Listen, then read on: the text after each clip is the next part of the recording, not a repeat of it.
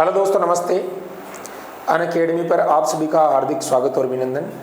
साथियों, अपने जो प्रीवियस ईयर क्वेश्चन की सीरीज चल रही है उसी को आगे बढ़ाते हुए आज और एक नया सेशन आपके लिए लेकर आया हूँ।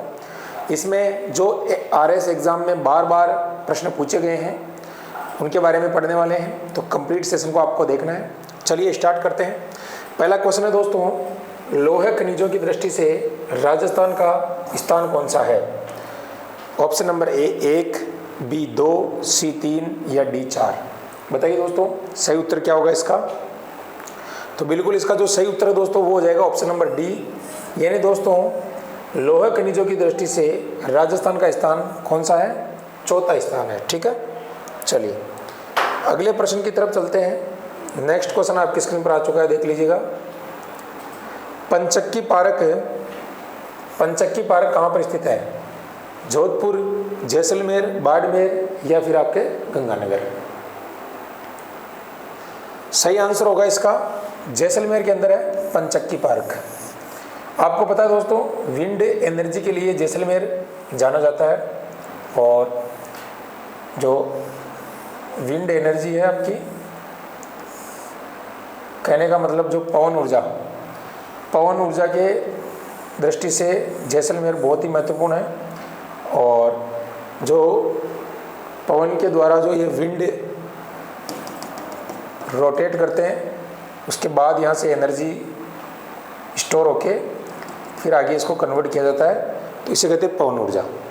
पवन ऊर्जा की दृष्टि से राजस्थान वर्तमान में पहले स्थान पर है, अब हो चुका है। ठीक है ना?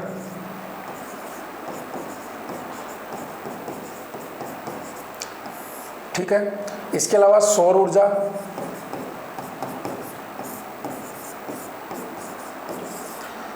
ऊर्जा में भी दोस्तों पहले स्थान पर है राजस्थान। अभी 2022-23 में जो आपका बजट जारी हुआ है, जो आपका इकोनॉमिक सर्वे है, उसके अनुसार अगर आपसे पूछा जाए कि दिसंबर 2022 तक सौर ऊर्जा की अधिष्ठापित क्षमता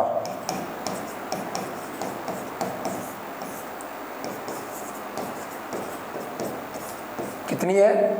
यहाँ लिख देता हूं मैं, कितनी है साथियों? आपको ध्यान रखना है 2, 3, 4, 8, 7। ये क्या है? मेगावाट है।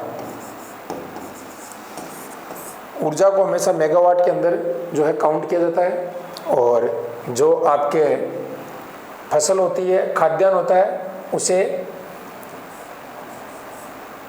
LMT में किया जाता है। LMT मतलब लाख मेट्रिक टन। ठीक है, तो इस तरीके से आपको ध्यान रखना है। ये वर्तमान में जो है प्रश्न आपका बिल्कुल पूछा जाएगा कि 23,487 मेगावाट दिसंबर 2022 सौर ऊर्जा क्षमता राजस्थान के अंदर। ठीक है, चलिए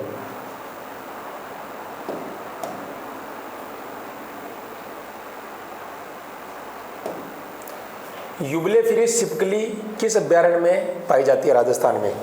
यूबलेफिरिस छिपकली राजस्थान के अंदर किस अभ्यारण्य में पाई जाती है? तो देखिए दोस्तों, ऑप्शन आपके सामने है चोरू, माउंट आबू, प्रतापगढ़, जयपुर। माउंट आबू सही उत्तर होगा। माउंट आबू जंगली मुर्गों के लिए भी जाना जाता है।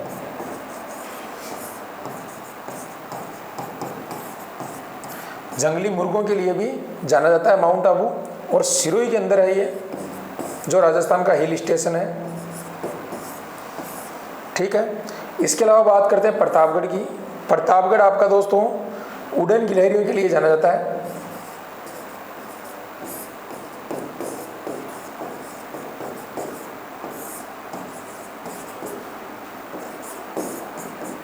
ठीक है, इसके अलावा दोस्तों चूरू में जो आपका है ताल छापर, कौन सा है?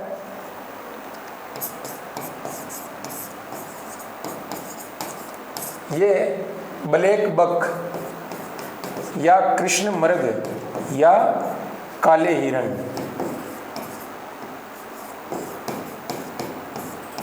ठीक है, यानी चूरू जो है ताल छापर, काले हिरण, कृष्ण मृग, ब्लैक बक के लिए जाना जाता है। माउंट आबू जंगली मुर्गों के लिए जाना जाता है, और दोस्तों युबले फरिश एक प्रजाति होती है छिपकली की, उसके लिए जाना जाता है। प्रतापगढ़ उड़न गिलहरियों के लिए भी जाना जाता है दोस्तों।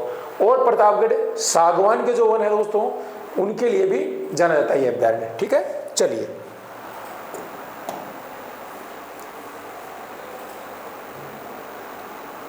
बहुत अच्छा प्रश्न आ गया भाई, घर पे ट्राई ना करें ये जो प्रश्न है इसको देख के। मगरमच्छों को नंगे हाथों में पकड़ने में सिद्धस्त उस व्यक्ति का नाम बताओ। भाई जो मगरमच्छ है उसको नंगे हाथों का मतलब होता है कि भाई कोई भी सिक्योरिटी, बिना सिक्योरिटी के वो व्यक्ति पकड़ लेता है, उसके पास कला है ऐसी। अब हो सकता है क्या कला है आपको ट्राई नहीं करना है, हो सकता है आपको मगरमच्छ अपना शिकार बना ले। तो दोस्तों उस व्यक्ति का नाम आप बता सकते हो। बहुत ही इम्पोर्टेंट प्रश्न है ये, और बिल्कुल सही उत्तर की बात करूंगा तो यहाँ पर हो जाएगा आपके दोस्तों, क्या हो जाएगा, यहाँ पर है रामचरण मीणा। रामचरण मीणा दोस्तों जयपुर के निवासी हैं और मगरमच्छों को नंगे हाथों से पकड़ सकते हैं। अपने राजस्थान में ऐसे विचित्र कार्य करने वाले और भी व्यक्ति हैं जिनकी वजह से राजस्थान को देश ही नहीं बल्कि विदेश के अंदर भी पहचान मिली है। कौन कौन से हैं आपको बताना चाहूंगा। एक व्यक्ति है रामनाथ चौधरी,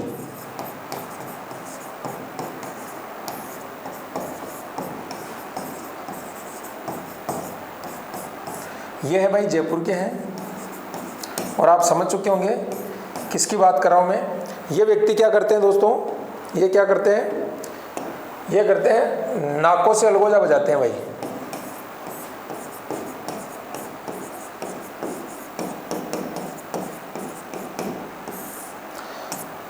नाकों से अलगोजा बजाने में सिद्धस्त हासिल है। अब आप कहोगे सर नाकों से, मुंह से नहीं बजता है। बिल्कुल भाई ये बजाते हैं और अभी भी जीवित व्यक्ति है, कोई ये नहीं कि भाई ये जीवित व्यक्ति है, और बिल्कुल मुंह को बंद रखते हैं और नाक से ये अलगोजा बजाते हैं। और दोस्तों अमेरिका का राष्ट्रपति आया था जयपुर के अंदर, तो उनके स्वागत के अंदर जो है इस व्यक्ति ने, जैसे रहते हैं ना अपने भारत के प्रधानमंत्री जो भी पेरिस की यात्रा पे गए अभी कल, तो उनके स्वागत में वहाँ का जो ट्रेडिशनल कोई भी जैसे सॉन्ग होता है या डांस होता है वो उनके स्वागत के लिए वहाँ पर रखा जाता है। तो भारत में भी कोई अगर फॉरेन कंट्री का कोई भी प्राइम मिनिस्टर या कोई भी आता है तो उसके संबंध में अपने भी जैसे कोई कालबेलिया नृत्य हो गया, घूमर नृत्य हो गया या भांगड़ा या कुछ इस तरीके से अलग अलग स्टेट में उनके स्वागत के लिए अपन रखते हैं। तो यहाँ पर जो अमेरिका का राष्ट्रपति आया था उसके स्वागत के लिए ये नाकों से अलगोजा बजा रहे थे, उनको सामने दिखाया। तो वो जो राष्ट्रपति है इतने मंत्रमुग्ध हो गए, इनको साथ ही ले गए अपने अमेरिका के अंदर और वहाँ पर इनको रखा, और वहाँ के जो उनके मिलने वाले थे राष्ट्रपति के, उनकी फैमिली थी, उनको वहाँ पर बताया और फिर वापस ये अपने राजस्थान में आए वापस भारत में। तो आप सोच सकते हो अपने, और बिल्कुल भाई पढ़े लिखे नहीं है, बिल्कुल अपने देसी गाँव के व्यक्ति हैं और कई सारे इनको पुरस्कार वगैरह कई देशों में ये गए हुए हैं, कई लोग इनको ले जाते हैं। बिल्कुल नाक में अच्छे से ये आप सर्च कर लेना आपको मिल जाएंगे व्यक्ति, नाक से अलगोजा बजाते हैं और ऐसा काम करने वाले पूरे भारत में एक ही व्यक्ति है भाई राजस्थान के अंदर, रामनाथ चौधरी। अलगोजा आपको पता है दोस्तों ये राण का फकीरों का वाद्य यंत्र होता है और तेजाजी के भक्त भी अलगोजा बजाते हैं। ये एक सुशिर वाद्य की श्रेणी में आता है। सुशिर वाद्य होता है जो फूंक से बजाए जाते हैं उसे सुशिर वाद्य कहते हैं। ठीक है, चलिए कैलाश सांकला को आप जानते हो दोस्तों, ये भारत के टाइगर मैन ऑफ इंडिया, ठीक है ना, इनको इस नाम से जाना जाता है कैलाश सांकला को, टाइगर मैन ऑफ इंडिया। ठीक है, चलिए नेक्स्ट देखिएगा।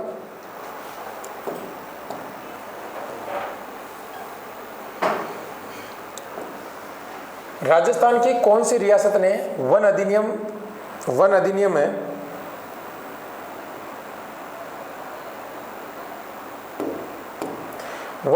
है पारित किया 1935 का? अलवर, जोधपुर, डूंगरपुर या जयपुर? कौन सी रियासत है जिसने वन अधिनियम पारित किया है? तो बिल्कुल सही उत्तर आपका यहाँ पर ऑप्शन नंबर ए हो जाएगा। ऑप्शन नंबर ए देखिएगा दोस्तों, अलवर ने वन अधिनियम पारित किया है। दोस्तों बात करें राजस्थान में वनों का संरक्षण करने के लिए शुरू से जो है कई महान संत, लोक देवता, ठीक है ना, कई जो लोग हैं प्रयासरत रहे हैं। और राजस्थान में आपको बताया कि वर्षा कम होती है, तो भी दोस्तों यहाँ पर जो है लोग इस तरीके से वनों की रक्षा करते हैं। तो सबसे पहले अधिनियम पारित करके यहाँ पर जो है वनों की रक्षा का अधिकार दिया गया। इसके अलावा दोस्तों आपको पता है राजस्थान में कई बार क्वेश्चन आते हैं कि वन क्षेत्र को लेकर कि सबसे ज़्यादा जो वन है राजस्थान में कहाँ पाए जाते हैं, सबसे कम कहाँ पाए जाते हैं, ठीक है ना। तो इस तरीके के जो प्रश्न आते हैं वो आप देख लीजिएगा। सबसे पहले यहाँ पर मैं बताऊँगा सबसे ज़्यादा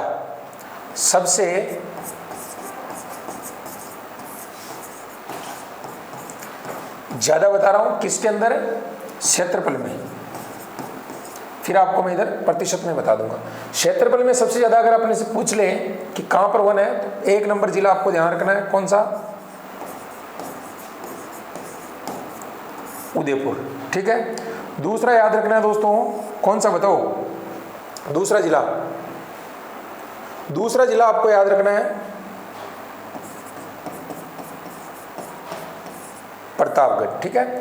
इस तरीके से अगर आपसे पूछ ले कि क्षेत्रफल में सबसे कम, प्रतिशत में सबसे ज्यादा, पहले प्रतिशत में सबसे ज्यादा, क्षेत्रफल में सबसे ज्यादा,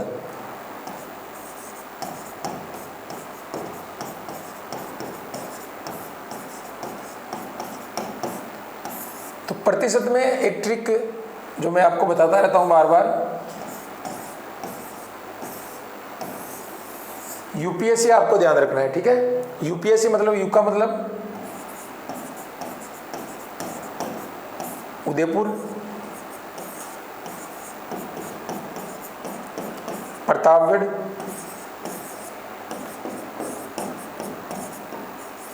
सिरोही,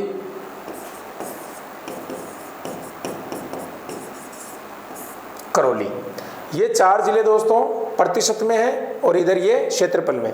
तो कहने का मतलब अगर आपसे पूछ ले कि प्रतिशत और क्षेत्रफल में कौन सा है, तो उदयपुर ही आपका रहना चाहिए आंसर, ठीक है। उसके बाद पूछ ले कि भाई आपके जो है सबसे कम किसमें, क्षेत्रफल में और प्रतिशत में, तो यहां पर दोस्तों सबसे कम जो है क्षेत्रफल में आपको पता है। अगर क्षेत्रफल की अपन बात करते हैं तो एक जिला आता है चूरू, फिर आता है हनुमानगढ़,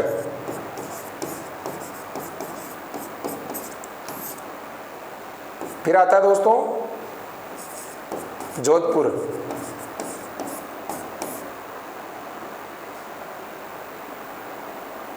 फिर आता है बीकानेर। ये 4 जिले आपके दोस्तों किसमें हैं, ये आपके क्षेत्रफल में कम है। प्रतिशत में अगर पूछ ले कम, तो प्रतिशत में अलग है। प्रतिशत में आपको बताना है जोधपुर,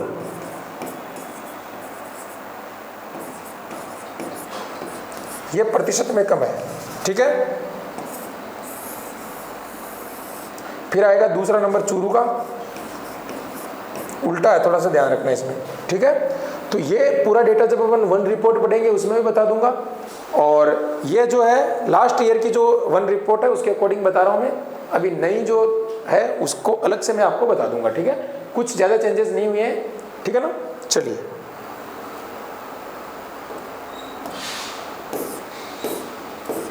जीरा मंडी, जयपुर, बारां, जोधपुर, जालोर। जीरा मंडी कहाँ पर है राजस्थान के अंदर। जीरा मंडी की बात करेंगे दोस्तों तो ये आपकी हो जाएगी भाई, जीरा मंडी जालोर के अंदर है। वैसे कई एग्जाम में आपको जोधपुर भी मिलेगा, लेकिन जीरा मंडी जालोर में सबसे ज़्यादा जो जीरा है जालोर में उत्पादित होता है।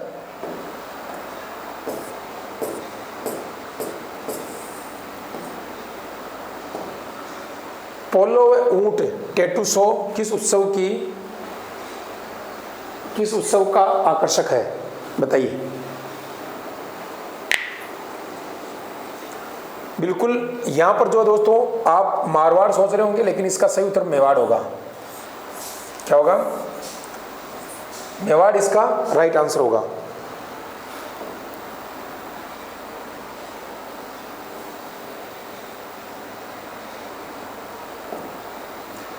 भारत का सबसे बड़ा ड्राई प्रोसेस वाला सीमेंट का कारखाना बताना है। सीमेंट के उत्पादन में राजस्थान प्रथम स्थान पर है, ये भी ध्यान रख लेना। कभी आंध्र प्रदेश आ जाता है, कभी राजस्थान आ जाता है।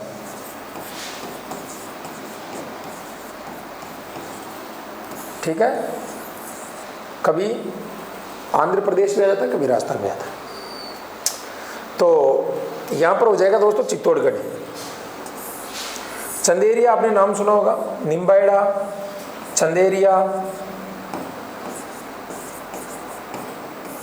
निम्बाहेड़ा,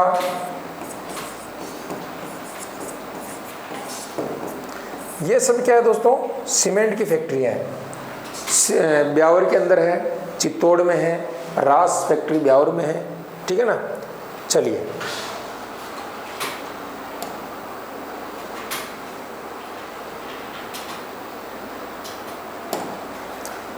राजस्थान देश का लगभग नमक तैयार करता है।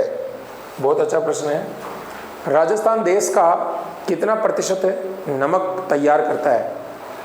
पूरे भारत में जो नमक होता है उसका राजस्थान में कितना होता है, ये आपको बताना है। यहाँ पर 8.7, 12%, 9 या 25। तो सही उत्तर होगा इसका यहाँ पर आपका राजस्थान जो करता है वो 12% करता है। अब आप सोच रहे होंगे सर 8.7 क्या है, तो 8.7 सांबर जो झील है आपकी वो करती है। कितना? सांबर झील,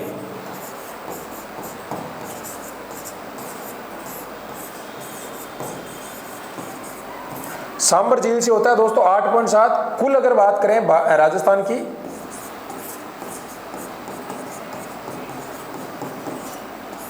ठीक है, तो 12%, ठीक है।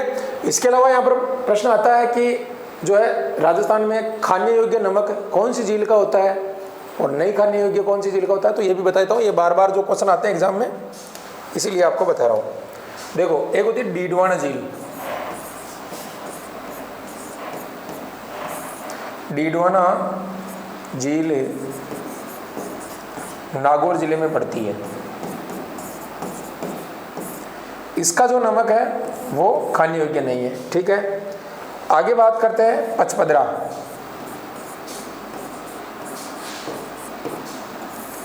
पचपदरा कहाँ पर है? ये बाड़मेर में है।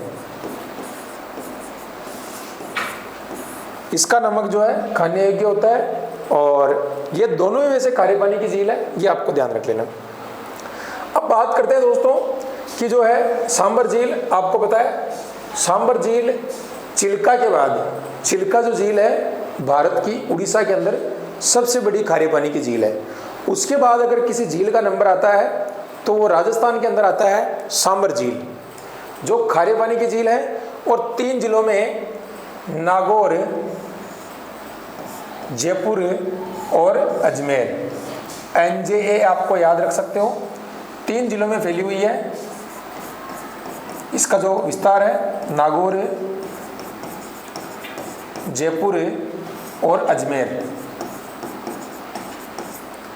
ठीक है। नागौर, जयपुर, अजमेर में ये झील फैली हुई है। सांबर झील आपको पता है दोस्तों, तीर्थों की नानी इसे कहा जाता है, देवयानी तीर्थ इसे कहा जाता है।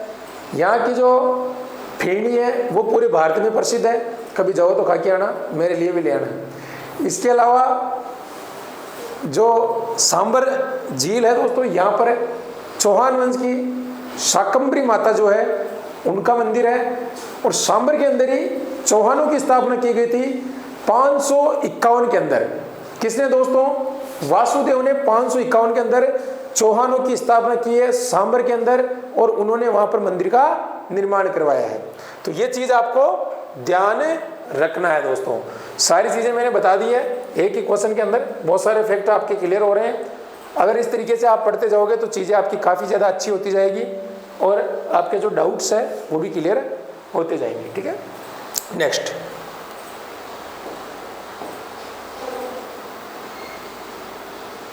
ये देखो बहुत बढ़िया प्रश्न आ चुका है। सांबर साल्ट स्थापित कब किया गया था? सांबर के अंदर जो सांबर साल्ट है उसकी स्थापना कब की गई थी? तो दोस्तों यहाँ पर जो अपना सही उत्तर हो जाएगा 1964। सांबर साल्ट की जो स्थापना है दोस्तों कब की गई थी? बिल्कुल 1964 के अंदर की गई थी। और ये जो 1964 1964 है ये बहुत महत्वपूर्ण है। क्यों है? आप किसी डेट को अगर रिलेट करके आप पढ़ोगे तो आपके जो इतिहास के अंदर तारीखें भूलने का आपका जो डर है वो खत्म हो जाएगा। कैसे? जैसे 1964 कोई तारीख है, इसको कैसे पढ़ना आपको? भाई 1964 है तो 1964 के दिन और क्या क्या हुआ था ये पूरे एक बार आप चेक करो क्या क्या हुआ था। जैसे मान लो 1964 में अपने राजस्थान रोडवेज की स्थापना हुई थी,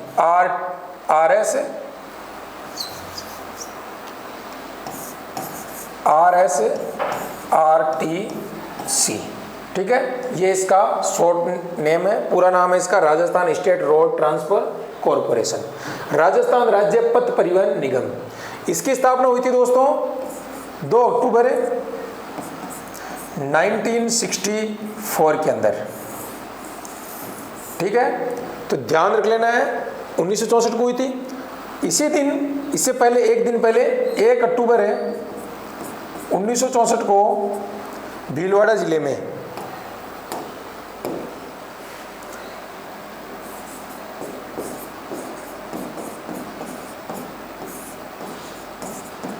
भीलवाड़ा में वनस्पति घी की फैक्ट्री लगी थी।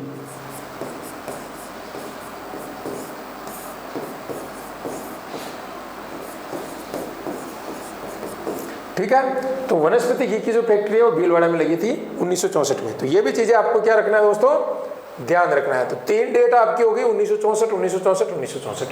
ऐसे ही अगर आपसे प्रश्न आया कि 1893 का दिन महत्वपूर्ण क्यों है, तो साथियों आपको पता है 1893 में जो अपने महान संत स्वामी विवेकानंद शिकागो के अंदर गए थे 1893 के अंदर, वहां पर विश्व धर्म सम्मेलन आयोजित हो रहा था, उसके अंदर वो बैठे थे और उनको बुलाया गया था भारत के बारे में बताने के लिए।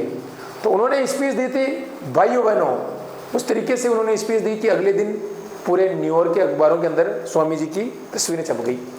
तो ऐसी चीजें आपको ध्यान रखना है। 1893 के अंदर दोस्तों एनी बेसेंट का नाम सुना होगा, मद्रास के अंदर उन्होंने अपना कार्यालय स्थापित किया था और अपना प्रचार किया था।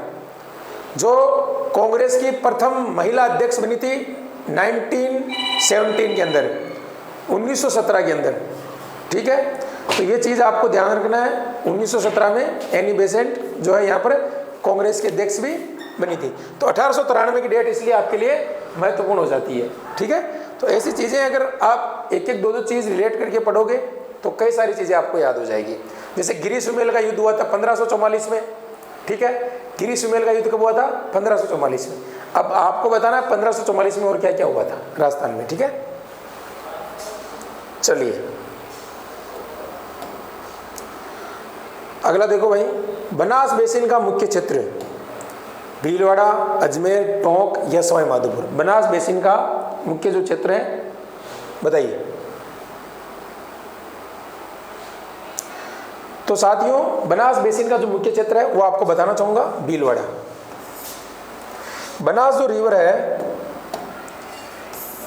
ये इसका उद्गम होता है दोस्तों